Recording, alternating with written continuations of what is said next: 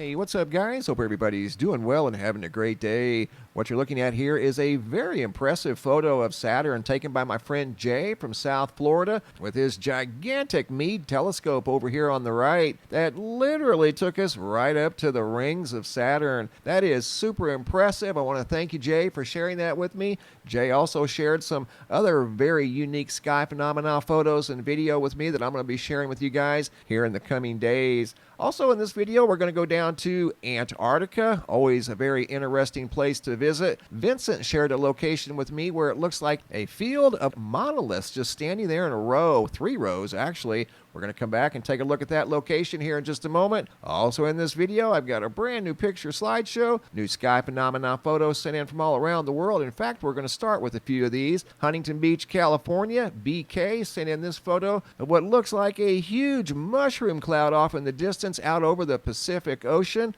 Absolutely spectacular photo coming out of Huntington Beach, California. She also sent in this photo of a beautiful fiery orange sunset. Here's a look at the sun right before it went below the horizon. She also sent in this video of the clouds acting like a solar filter. And what the clouds were doing were acting like an H-alpha filter, minimizing the very bright light of the sun, only revealing the sun itself. Here's yet another example by Alexander out of New Jersey. Sometimes the clouds can act like a very good solar filter when you're filming the sun, and it minimizes the extreme bright light. Brad out of Garden City, New York. Spectacular dark pink sky at sunrise or sunset. We'll come back and take a look at some more awesome photos sent in by viewers here in just a moment, but now down to Antarctica. The location you can find down below in the description box. Here's the area that Vincent shared with me. There's actually 2 locations, this one here and then one directly east of this location. You can see what look like a row of vertical rectangles.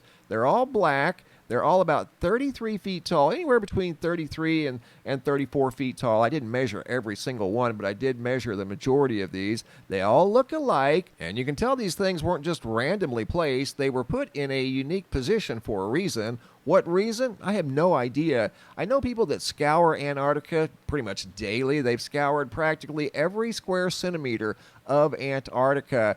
And I find it odd that just now in 2021, this area has been discovered. Literally, I know people that spend hours each day going over Antarctica and a lot of places on Google Earth for that matter, and have never found this location. And there's not only this location, but if you go due east, right up here, there's yet another location of some sort of activity that involves these black vertical rectangles. They almost look like those monoliths. These are a little bit bigger and a slightly different shape, but nevertheless, they're unique structures at that. This one here looks like an ordinary communications tower. We'll measure this tower real quick. I think it was around 170 feet tall from bottom to top. Yep, right in that area, 170, 171. So you got what looks like a communications tower. These don't look so familiar. I don't know what those things are, but there's a lot of them, and these here are around 40 and 50 feet tall. These are a little bigger, and you can see tracks in the snow in this immediate area. These are smaller towers of some sort, so this is some sort of a communications array. And then there's a couple of stray ones up here and here. They're not very big. In fact, that one there looks like it might be laying down. I don't know. It's difficult to tell. But going back to the large collection, there's 79 of these tall structures here that are over 3 stories tall. A 3-story house is 30 feet tall. These are 33, almost 34 feet tall. And that was quite an undertaking to get that many of these structures out here, line them up in a straight row in these harsh conditions. These things were intelligently designed and intelligently positioned, and to get these things out here in the middle of nowhere like this would be a very tough undertaking.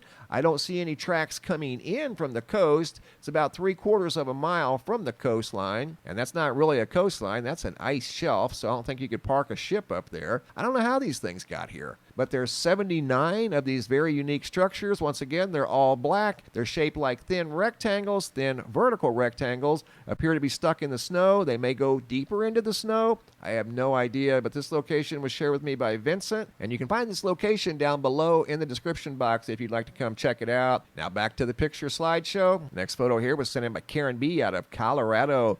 bright pink sun, very low on the horizon. Kevin M., Toronto Airport. Got some unique cloud structures in the sky, casting a shadow vertically above the structures. Then a beautiful sunset just above the airport.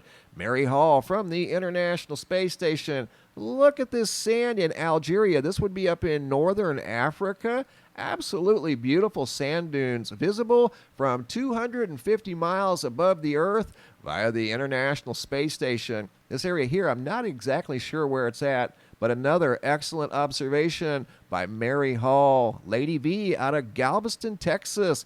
More fiery orange clouds at sunset. These look like the sand dunes we just saw over in Algeria. Photo here sent in by Laura B out of Wilcox, Arizona. Sun looks absolutely massive. That's usually a sign that the equinox is right around the corner. Lisa out of Angus, Scotland. Notice these very unique large circles in the sky. The clouds were very low to the ground, and these big circles were just above the clouds. Good observation by Lisa out of Scotland. Melissa out of Missouri. Notice these huge orange clouds in Missouri. This one here having a hole going right through the center of it. These are absolutely spectacular. Great observation by Melissa out of Missouri. Tamika out of Hampton, Georgia. On this night, the moon behind the clouds looked like a large eye in the sky. Also got another great photo of the moon sent in by Tamika out of Hampton, Georgia. Great job, Tamika. This next photo here was sent in by Nancy K out of the Pacific Northwest. This is a enhanced version